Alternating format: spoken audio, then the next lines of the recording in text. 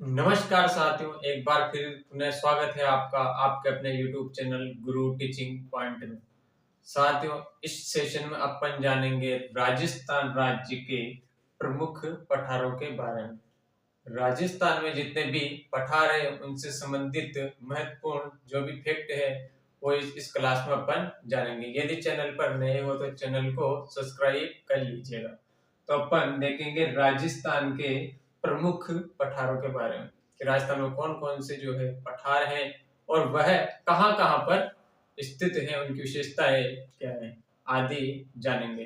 तो अपन देखेंगे जैसे पठार। पठार किसे कहा जाता है?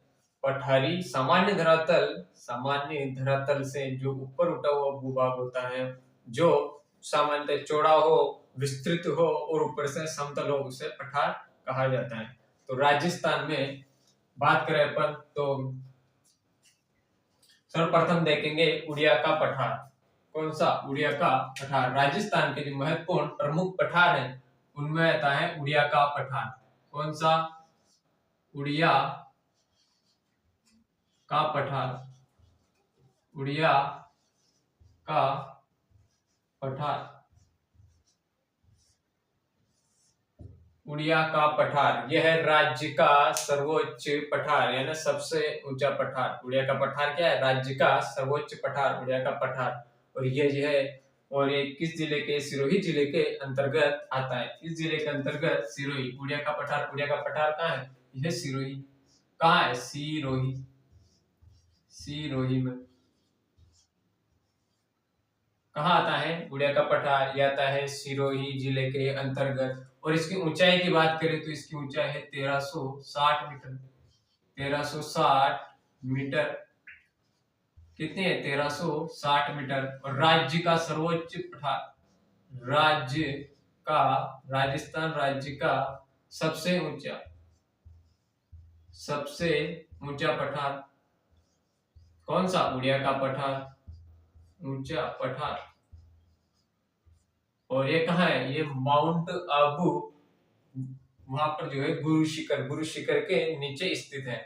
राजस्थान की सबसे ऊंची चोटी कौन सी? गुरु शिखर। ये गुरु शिखर से नीचे है। तो ये राज्य का सर्वोच्च पठार गुरु शिखर। गुरु शिखर। गुरु शिखर के नीचे स्थित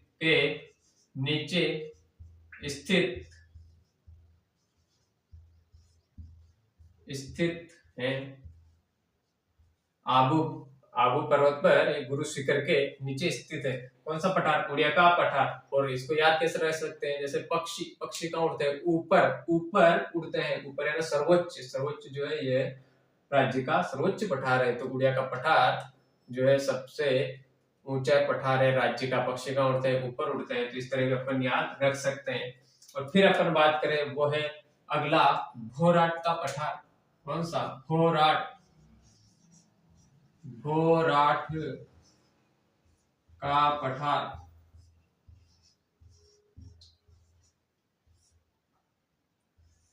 कौन सा है? अगला है भोराट का पठार। और यह है गोगुंदा।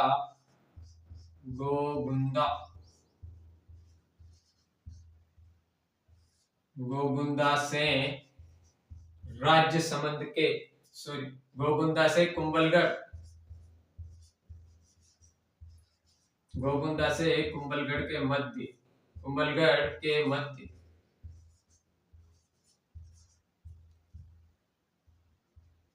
फैला भूभाग। फैला भूभाग या गोगुंदा से कुंभलगढ़ के मध्य फैला भूभाग पठारी भाग को क्या कहलाता है? भोराट का पठार। और गोगुंदा, गोगुंदा कहाँ है? यह है गोगुंदा उदयपुर। कहाँ है? उदयपुर। उदयपुर। गोगुंदा, उदयपुर, कुंभलगढ़। कुंभलगढ़ है राजसमंद। कहाँ है? राजसमंद।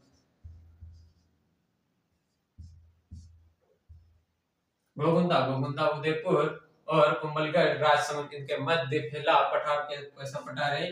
भोराट का पठार। और इसकी ऊंचाई है, ऊंचाई की बात करें तो राज्य का दूसरा सबसे ऊंचा पठार है। ऊंचाई है इसकी 1225 मीटर। कितनी 1225 मीटर। राज्य का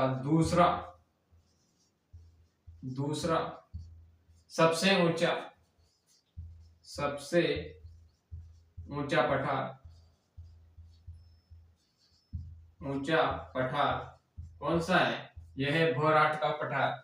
राज्य का दूसरा सबसे ऊंचा पठार वो कौन सा है? भोराट का पठार। और ये कहाँ पर स्थित है? गोविंदा से कुंभलगढ़ के मध्य ये फैला हुआ है। और भोराट के पठार की जो सबसे ऊंची चोटी, जो कि बहुत बार एग्जाम पूछी जा चुकी है, वो कौन सी? वो है जरगा। और जरगा कहाँ है? यह है उदयपुर। सबसे ऊंची चोटी किसकी? भोराट के पठार की सबसे ऊंची चोटी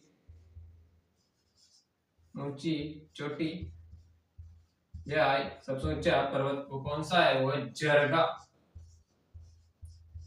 और जरगा कहाँ है? यह है उदयपुर। कहाँ है? उदयपुर।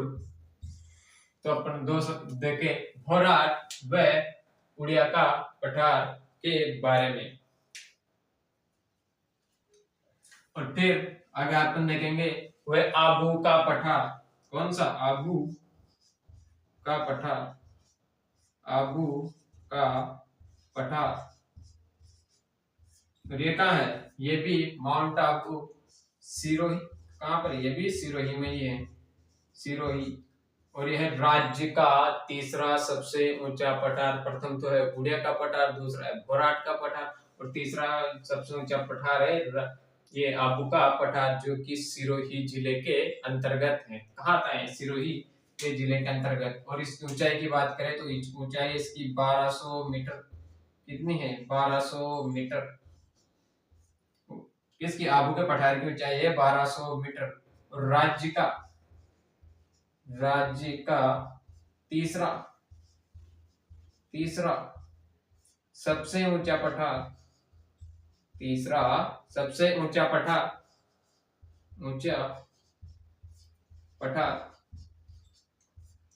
और जो है आबू कस्बा, माउंट आबू जो शहर है वो इसी आबू के पठार पर बसा हुआ है। कौन सा शहर? माउंट आबू बसा है किस पर? इस भोराट के पठार पर। आबू के पठार पर जो माउंट आबू शहर है वो भी इसी पर बसा हुआ है। कौन सा? ये आबू का पठार, जो कि सिरोही में राज्य का तीसरा सबसे ऊंचा पठार है। पहला सबसे ऊंचा पठार है उड़िया का पठार, सर्वोच्च पठार दूसरा भोराट का, तीसरा पन्ने का आबू का, और माउंट आबू इसी पर बसा हुआ है। और आपको पता है माउंट आबू जो शहर है इसका सरकार ने हाल ही में नाम परिवर्तन करके आबू राज कर दिया गया। क्या कर दिया गया? आबू राज। 3 शहरों के नाम परिवर्तित, 3 जगहों के नाम परिवर्तित किए, जिसमें एक है माउंट आबू, इसका क्या कर दिया? इसका कर दिया आबू राज। और इससे संबंधित अपने एक शॉर्ट भी डाला था, जैसे ये जहाजपुर का यज्ञपुर किया है, और माउंट आबू का आबू राज, और कामा का कामवन, ये परिवर्तित किए गए। तो अपन और आगे देखेंगे। ये तो अपन ने देखा 3 पठारों के बारे में। कौन कौन सा? आबू का पठार, उड़िया का पठार और भोराट का पठार।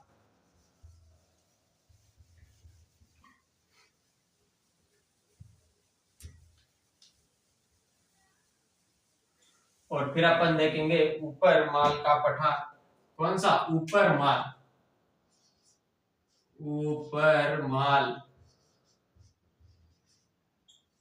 माल का पठार। ये कहाँ है? ये है बिजोलिया से भैंसरोडगढ़ के मध्य। कहाँ?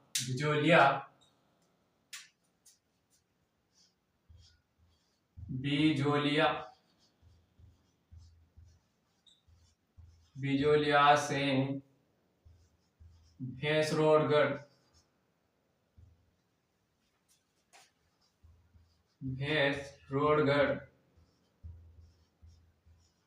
बिजोलिया कहाँ है? बिजोलिया है भीलवाड़ा में। और भैंसरोडगढ़ चित्तौड़ में। बिजोलिया से भैंसरोडगढ़ के मध्य ऊपर उठा भाग वो क्या कहलाता है? ऊपर माल का पठार। ऊपर उठा हुआ भाग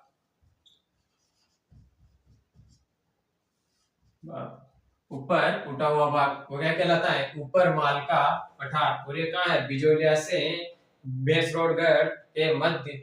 बिजोलिया, बिजोलिया कहाँ है? वो है भीलवाड़ा। बिजोलिया भीलवाड़ा, भीलवाड़ा में।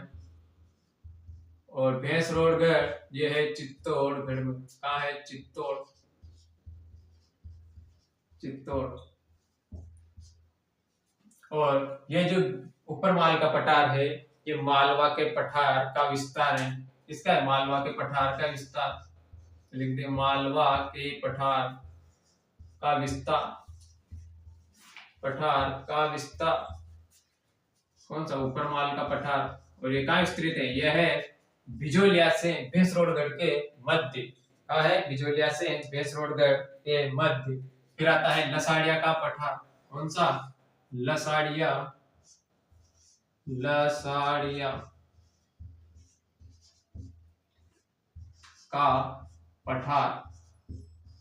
और लसाड़िया का जो पठार है वो वर्तमान में किस जिले में ये आता है? सलुम्बर, सलुम्बर, सलुम्बर में। और सलुम्बर में कौन सी झील है? सलुम्बर में जो है वो जयसमन झील। जयसमन झील के पूर्व में स्थित कटाफटा भाग वो कहलाता है लसाड़िया का पठार।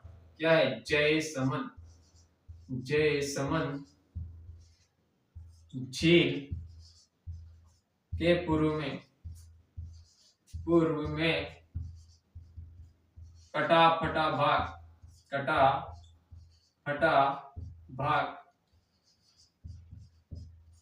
जयसमन झील के पूर्व में कटाफटा भाग वह कहलाता है लसाड़िया का पठार। और ये कहां पर है? यह सलुम्बर जिले के अंतर्गत, नैनीताल जिले के अंतर्गत। फिर अब अपन बात करें अगला, देशहरो का पठार। कहां पर? देशहरो का पठार, देशहरो का पठार, पठार, देशहरो का पठार ये कहां स्थित है? यह रागा व जरगा पहाड़ियों के मध्य वर्ष भर हरा भरा रहने वाला पठार वाला जो क्षेत्र होता है, इसलिए इसको देशहरो का पठार कहते हैं। रागा व जरगा पहाड़ियों के मध्य वर्ष भर रागा, रागा एवं जरगा, जरगा पहाड़ियों के मध्य, पहाड़ियों के मध्य, के मध्य हरा भरा रहने वाला क्षेत्र, मध्य वर्ष भर, वर्ष भर हरा भरा रहने वाला, रहने वाला क्षेत्र क्या कहलाता है? देशहरो का पठार। ये वर्ष भर हरा भरा रहता है, इसलिए इस देशहरो का पठार कहा जाता है। और फिर आगे अपन जो है बात करें वो है भौमट, भौमट का पठार। कौन सा? भौमट, भौमट का पठार, का पठार। और भौमट का पठार कहाँ है? यह सिरोही, दक्षिण राजस्थान, दक्षिणी राजस्थान में। जैसे दक्षिण राजस्थान है यहाँ सिरोही, उदयपुर, डूंगरपुर और बांसवाड़ा में। ये गुजरात की सीमा से सटा हुआ है। तो सिरोही, सिरोही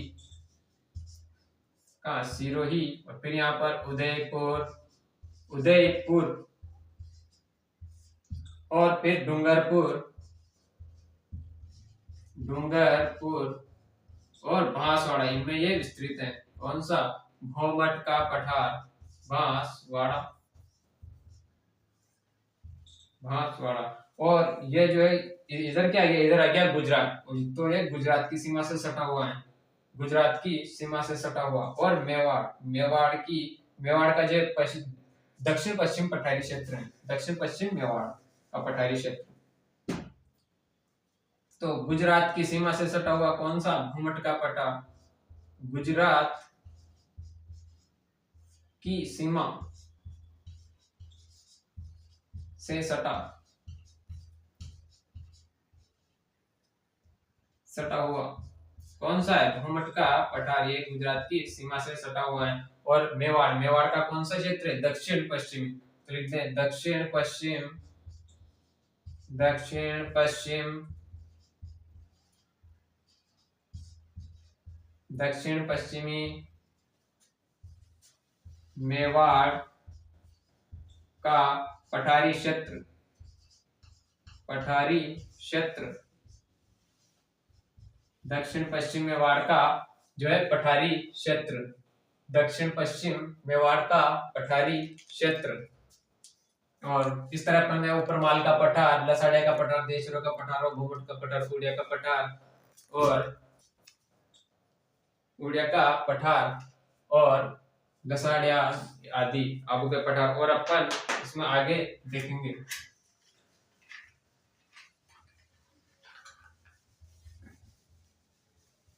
और जो पठार बच रहे हैं उनको अपन आगे देखेंगे।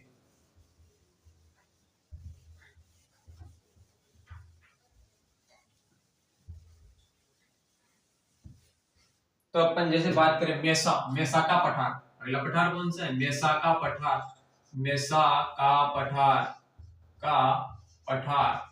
और मेसा का पठार ये कहाँ है? यह है चित्तौड़गढ़ के अंतर्गत, चित्तौड़गढ़ जिले में आता है ये मेसा का पठार, और एक और मानदेसरा का पठार। ये दोनों का है, ये चित्तौड़ में, चित्तौड़, चित्तौड़गढ़। मेसा का पठार का, मेसा का पठार है चित्तौड़गढ़, और चित्तौड़गढ़ का किला भी इसी पर बसा है। चित्तौड़ का किला, चित्तौड़ का किला बना है किस पर? मेसा के पठार पर।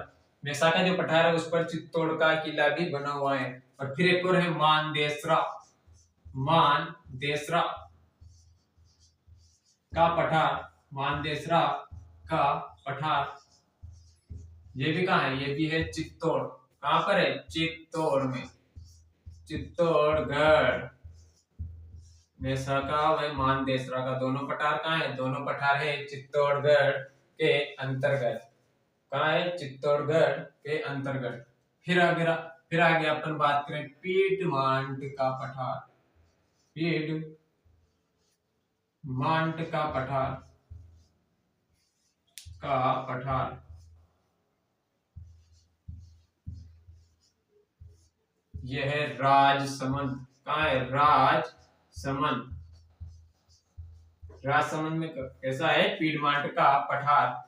और पिसांगन का पठार, पिसांगन का पठार, का पठार, पिटांगन का पठार, सॉरी पीडमांट का पठार ये तो क्या है? राजसमंद। और पिसांगन, पिसांगन का जो पठार है वो है अजमेर। कहाँ है? अजमेर, अजमेर में। कहाँ पर है? अजमेर। और जैसे चित्तौड़ में दो है, मेसा का पठार और मानदेसरा का, ऐसे एक और है इसमें धीराजी का पठार। कौन सा? धीराजी, इधर लिख दो, धीराजी का पठार ये भी कहाँ है? ये भी चित्तौड़ में ही है, चित्तौड़गढ़। चित्तौड़गढ़ में कौन कौन सा है? धीराजी का पठार, मेसा का पठार, मानदेसरा का पठार और पीडमांट का राजसमंद में, पिसांगन का पठार अजमेर में। और फिर आगे है क्रास्का का पठार। कौन सा? क्रास्का, क्रास्का का पठार। और एक और है काकनवाड़ी, काकनवाड़ी, काकनवाड़ी का पठार। ये दोनों कहाँ है? ये दोनों है अलवर में। कहाँ है? अलवर। क्रास्का व काकनवाड़ी का पठार ये दोनों है अलवर। और अलवर में का सरिस्का अभ्यारण्य, अलवर कौन सा अभ्यारण्य है? सरिस्का अभ्यारण्य में स्थित है। कहाँ? सरिस्का में, सरिस्का अभ्यारण्य, अभ्यारण्य में स्थित, में स्थित कौन सा? क्रास्का व काकनवाड़ी का, क्रास्का व काकनवाड़ी का पठार कहाँ है? ये है अलवर में। और फिर है अपना अगला वो है हाड़ौती, हाड़ौती का पठार, हाड़ौती का पठार। कौन सा? हाड़ौती का पठार। और हाड़ौती का पठार ये है हाड़ौती क्षेत्र किसे कहा है? हाड़ौती कहते हैं कोटा, बूंदी, झालावाड़, बारां इन जिलों के क्षेत्र को हाड़ौती प्रदेश कहते हैं। तो हाड़ौती का पठार भी इन्हीं में विस्तृत है। कहाँ पर? कोटा, झालावाड़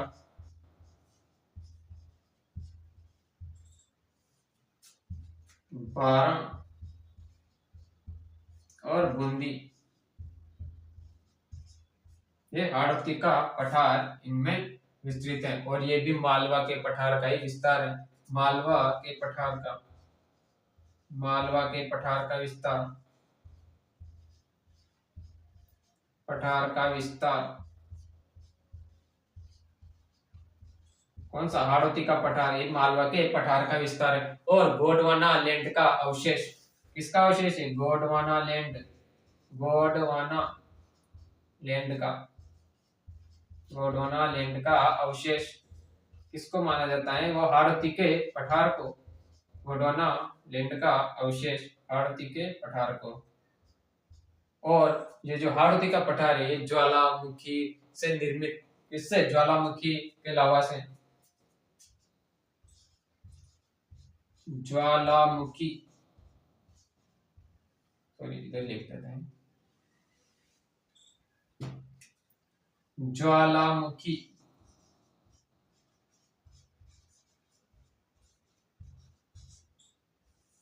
लावा से निर्मित, लावा से निर्मित,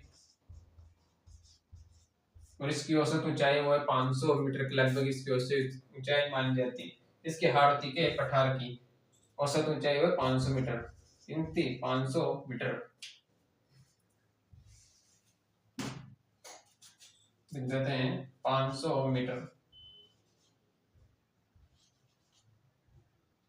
इस तरह दोस्तों अपन ने इस सेशन में देखा राजस्थान के प्रमुख पठारों के बारे में, कौन कौन से जो है वो पठार है राजस्थान में, इनके बारे में अपन ने इस क्लास में जाना। यदि आपने चैनल को अभी तक सब्सक्राइब नहीं किया तो सब्सक्राइब कर लिएगा। हर रोज ऐसे ही जीके फैक्ट से संबंधित क्लासों के लिए हमसे जुड़ेगा और चैनल को सब्सक्राइब करिएगा। तो दोस्तों अपन ने जितने पठार थे उनको देखा, तो 1 मिनट में जैसे अपन इसको रिवाइज करते हैं। तो सर्वप्रथम अपन ने देखा है उड़े का पठार, जो कि सिरोही में है, राज्य का सर्वोच्च पठार है, 1360 मीटर है। और दूसरा है ये भोराट का पठार, भोराट का पठार है वो है गोगुंदा से कुंभलगढ़ के मध्य राज्य का दूसरा सबसे ऊंचा पठार है, 1225 मीटर की इसकी ऊंचाई है। राज्य का तीसरा सर्वोच्च पठार है आबू का पठार, जो भी सिरोही के अंतर्गत है, और इसकी ऊंचाई है जो है 1200 मीटर। और फिर बात करें ऊपरमाल का पठार, बिजोलिया से भैंसरोडगढ़ के मध्य व ऊपरमाल का पठार है। और लसाड़िया का पठार सलूमबर में है, जयसमंद झील के पूर्व में, जयसमंद झील के पूर्व में सलूमबर में कटापटा भूभाग और लसाड़िया का पठार। फिर पिसंगन का पठार वह अजमेर में है, पीडमांड का पठार राजसमंद में है, क्रास का काकनवाड़ी का जो पठार है वह अलवर में है, और अलवर में सरिस्का अभ्यारण्य इसमें स्थित इसमें है। और मानदेसरा का पठार और मेसा का पठार ये चित्तौड़गढ़ में, चित्तौड़गढ़ का किला मेसा के पठार पर स्थित है, मानदेसरा। और एक और है धीराजी का पठार, ये भी चित्तौड़गढ़ में है। और फिर हाड़ौती का पठार, हाड़ौती का पठार है गोंडवाना लैंड का अवशेष है, ज्वालामुखी लावा से निर्मित है, और ये कोटाबूंदी भारा झालावाड़ में विस्तृत है। इस तरह दोस्तों अपन ने संपूर्ण पठार, राज्य के संपूर्ण पठारों के बारे में देखा। मिलते हैं जल्दी नेक्स्ट वीडियो में, तब तक के लिए धन्यवाद।